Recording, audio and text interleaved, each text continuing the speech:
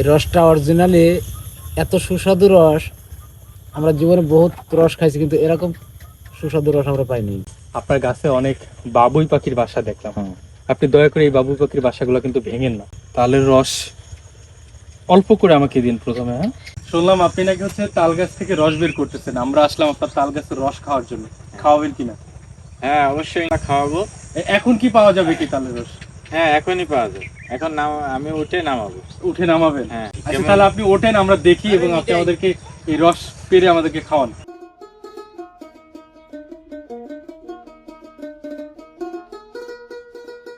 তালের রস খাওয়ার আগে ওবায়দুল ভাই নাকি এই যে তালের গুড় বানিয়েছে, চিট গুড়। এটা আমরা একটু খেয়ে দেখবো, আমাদেরকে টেস্ট করার জন্য দিচ্ছে গরম গরম। দেখি আমরা। এবছর খেজুরের গুড় খুবই কম খাওয়া হয়েছে এবং কি রসও খুবই কম খাওয়া হয়েছে। দেখেন, টেস্টটা অর্গানিক। এখানে তো চিনি মিশানোর কোনো কাজ নাই, যেহেতু এটা সম্পূর্ণ নিজেরা খাওয়ার জন্যই তাল গাছটা কেটেছে এবং এই গুড়টাও কিন্তু নিজেরা খাচ্ছে। আপনি গ্রাম অঞ্চলে যদি থাকেন সে রসটা খেতে পারেন। আমরা দেখি ভাই নামাচ্ছে, ভাই কিন্তু অনেক কষ্ট করতেছে, উপরে কিন্তু রিক্সের উপরে থাকে। ভাই, তাহলে রস নামালাম। ভাই দেন, অপেক্ষা তো অনেকক্ষণ করলাম ভাই। মাশাআল্লাহ, এই যে দেখুন কিভাবে নেমে আসতেছে, কি সুন্দর পদ্ধতি। এই যে মাশাআল্লাহ। আজকে কয়বার নামানো হয়েছে ভাই? দুইবার, সকাল বিকাল। সকাল বিকাল দুইবার নাকি নামা, আজকে দুবার হলো। কিছুদিন পরে হয়তো আরো বেশি হবে। তালের রস অল্প করে আমাকে দিন প্রথমে। হ্যাঁ, এই তালের রসে কিন্তু বেশ কিছু গুণাগুণ রয়েছে। যাদের ডায়াবেটিস রয়েছে এই তালের রস খেতে পারেন। এটা খুব অল্প পরিমাণে হচ্ছে সুগারটাকে নিয়ন্ত্রণ করে এবং ত্বক ফর্সা করে। তার বিপরীত দিকও কিছু রয়েছে, অতিরিক্ত খেলে হচ্ছে যাদের অ্যালার্জিজনিত সমস্যা তাদের সমস্যা হতে পারে, অথবা কারো ডায়রিয়া হতে পারে। তবে যেটাই খাবেন অল্প পরিমাণে 1 গিলাস আপনি টেস্ট করতে পারেন।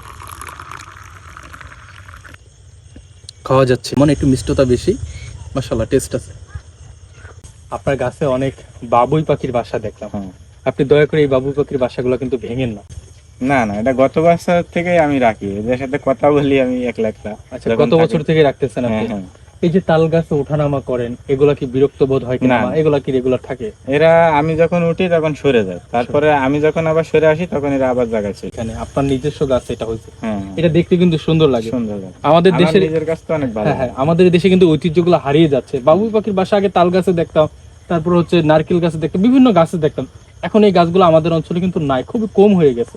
হ্যাঁ। আপনার গাছটা দেখেন, আপনি একজন কিন্তু ভাগ্যবান।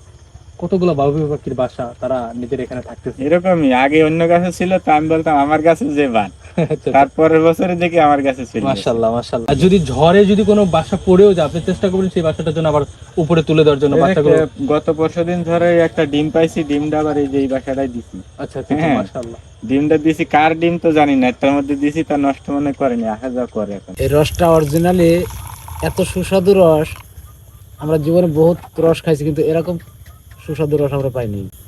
অরিজিনালি রস আসলে অরিজিনালি টেস্ট টেস্ট। মানুষকে খাওয়ানো যাবে কিনা? অবশ্যই খাওয়ানো যাবে। ভাই কিন্তু ভালো একটা উদ্যোগ নিয়েছে। আমরা আমাদের অঞ্চলে হচ্ছে এই জিনিসগুলা হারিয়ে এতে যাচ্ছে। ঐতিহ্য আমরা হারিয়ে যাচ্ছি না, আমরা তো ঐতিহ্য হারিয়ে যাচ্ছে। এই যে আজকে যে প্রথম রস খাইছে, মনে হচ্ছে কত বছর পরে এই রসটা পাইছি। যে আমার হাতে কিন্তু দেখুন, আমি কিন্তু এই যে চিটগুড় খাচ্ছি ভাইয়ের এখান থেকে। এটা একেবারে চকলেটের মতন। ছোটবেলায় আমরা হচ্ছে আব্বু যখন গুড় জ্বালাতো, চিট এই গুড়টা হতো, তখন এটা আমরা হচ্ছে পানিতে দিয়ে চকলেট বানাতাম। এখন এটা পানিতে দেওয়া লাগতেছে না, এটা কিন্তু চকলেট কোয়ালিটির হয়ে গেছে।